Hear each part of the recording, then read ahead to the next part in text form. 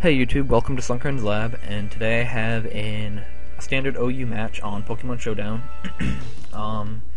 Looking at this guy's team, I wasn't sure what he was going to lead with. Didn't look like he had anything to set up Stealth Rocks or Hazards at all. So, I was assuming he was either going to lead with his Rotom or his Genesect. So I figured that I would just lead off with my Ferrothorn to bait his Genesect to go for the Flamethrower, and then I could switch into my Chandelure and get the Flash Fire boost. However, he leads with his Infernape, and I was afraid of close combat or overheat, and so I just switched out to my Chandelure because I figured that I could pretty much wall this set unless he went for Stone Edge, predicting that. And he just U-turns out, which is a good play on his part. Works out well for me because I resist that.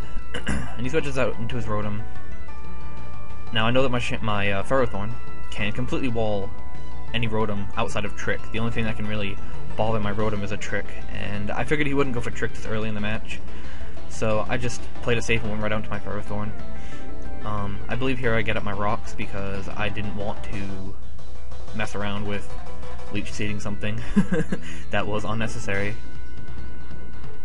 Because at this point I pretty much realized his team looked like it was based around Volt Turn, so getting my Stealth Rocks up would greatly hinder his Volt Turning capabilities. So since I had my Ferrothorn out, I decided to switch into my Chandelure, hoping that he would go for the Flamethrower.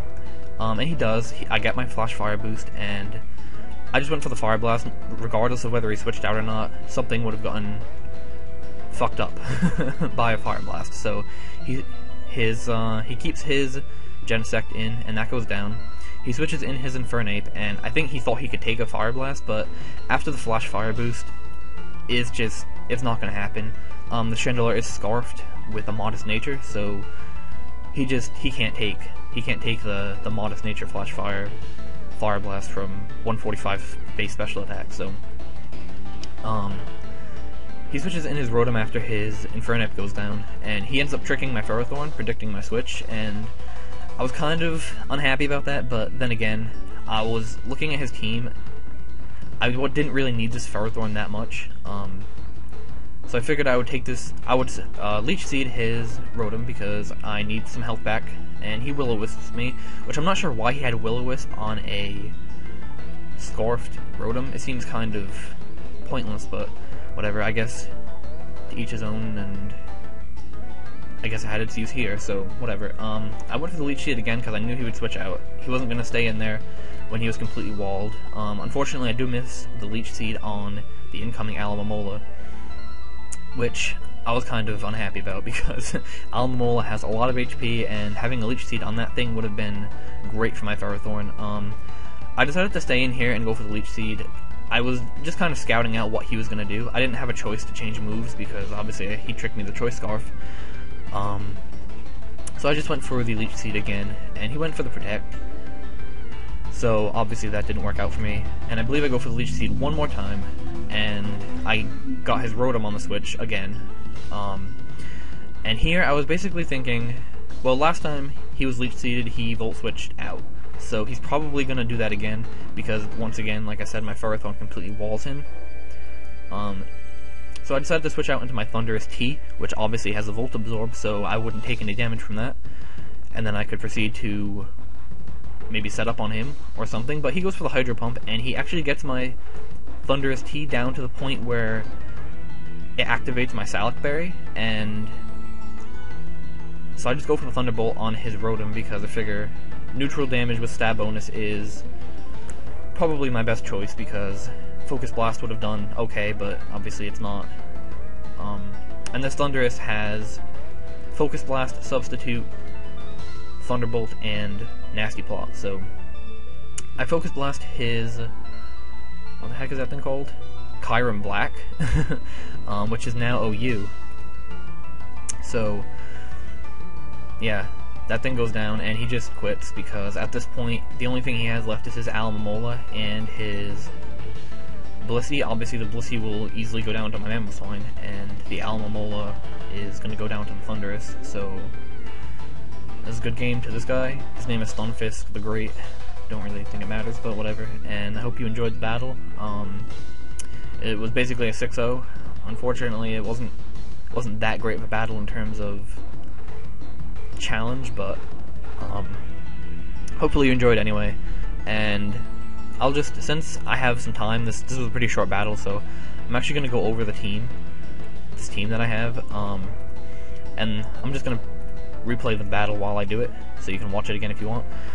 So my first Pokemon is my Toxicroak, and he's actually a sub-punching Toxicroak, and it's a set that I actually use in Yu-Gi-Oh! On the Pokemon Online Battle Simulator. It actually works very well because he can absorb water moves that are aimed at my Chandelure and well, basically at 3 members of my team, my Gliscor, my Mamoswine, and my Chandelure. And because he has the Dry Skin ability, he absorbs that water attack, and he can set up a substitute and Focus Punch, and he walls quite a lot of, basically any mono water attacking Pokemon, he walls it. And for things like that Alomomola, I was thinking before this battle even started, well, the Alomomola is not going to be a problem because I have the Toxicroak to completely wall it. So,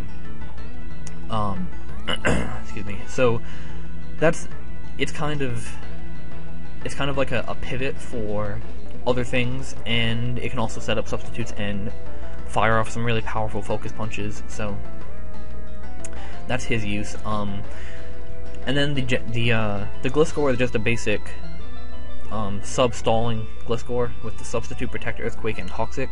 Nothing really to say about that. It just has good defensive synergy. Well, not perfect, but decent defensive synergy with the specially defensive Ferrothorn. My Ferrothorn is a specially defensive set. It has Spikes, Stealth Rocks, Leech Seed, and Power Whip. It doesn't have Protect, which I wish, it's kind of like a 4 issue with having only 4 move slots. Like, you can't carry 5 moves, so if I could carry a 5th move, it would definitely be the Protect, but unfortunately I can't. So I have a physically defensive Gliscor, specially defensive Ferrothorn, and then I have my Mamoswine, which is actually a banded Mamoswine. It's banded with Earthquake, Icicle Crash, Ice Shard, and Stone Edge. And look, I mean, he does so much damage to anything. Like, it's unbelievable. He actually has a chance to one-hit specially defensive Deoxys defense with Earthquake, and I mean, honestly, that's just insane. Deoxys defense is so bulky, and it can actually one-hit KO it. It's a very small chance, but the chance is still there, and I find that very interesting. And also, he has a very important role in this team, being the only Ice-type attacker, meaning that he's basically the only person on my team that can deal super effective damage to dragons, and he also has priority, so he is very important to this team. And he's actually one of my favorite Pokemon in total. I've grown to like him very much. Now I have my Chandelure, and he is, like I said, I've already explained this, he's a Scarf Chandelure, just a basic Scarfed Flash Fire Chandelure. He's Modest Nature, Fire Blast, Shadow Ball, Energy Ball, and Hidden Power Fighting, because Ghost and Fighting have basically perfect coverage, and if you add Fire into that mix and Energy Ball into that mix, there's nothing that you can't hit in the game, at least normal effectiveness. Not sure if that's the correct way to say that, but whatever. So basically, yeah, there's nothing in the game that you can't hit for at least normal effective hits with the Chandelure. He also acts as a decent revenge killer because he can basically hit, like I said, anything normal effective. A lot of stuff he can hit super effectively, so he can hop in with the Choice Scarf and KO something after KO's one of my guys, so he's pretty useful in that way as well.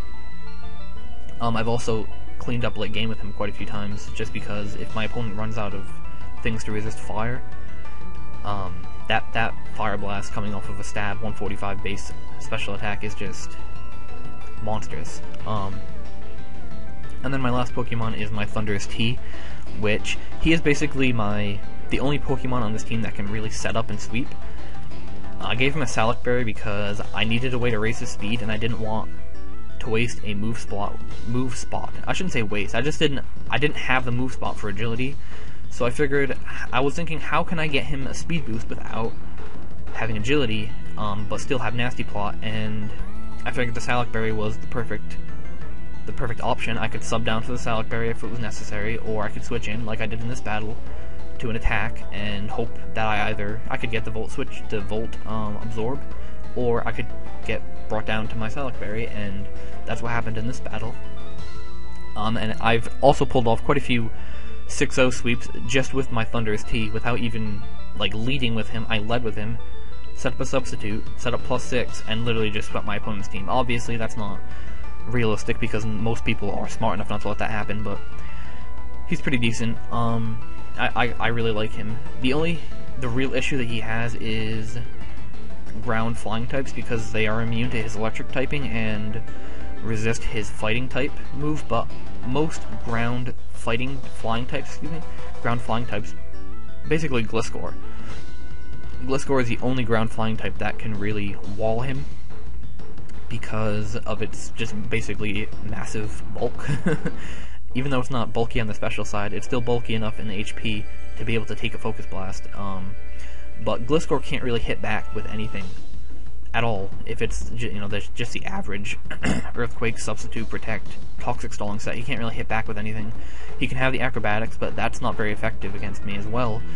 And the Ice Fang is the only thing that Gliscor has run commonly that can hit me, so obviously I'm not too worried about Gliscor. Not worried enough about Gliscor to have to run the HP Ice. I actually ran the HP Ice for a short amount of time, and I realized that the Focus Blast is much more useful in most situations, so yeah, Substitute, Nasty Plot, Thunderbolt, and Focus Blast with a Salac Berry.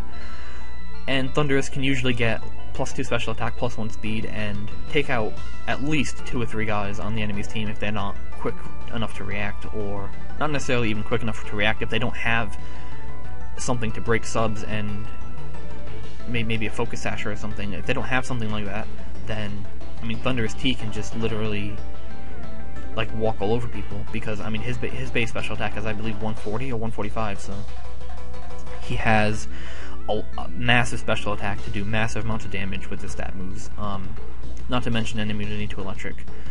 Anyway, I'm gonna wrap this up, and thanks for watching, guys. I hope you appreciated. Well, I hope you enjoyed the video, and I would appreciate if you could give the video a like or comment or anything like that, and subscribe if you enjoyed the video. And that's pretty much that. So thanks for watching, and I will see you next time.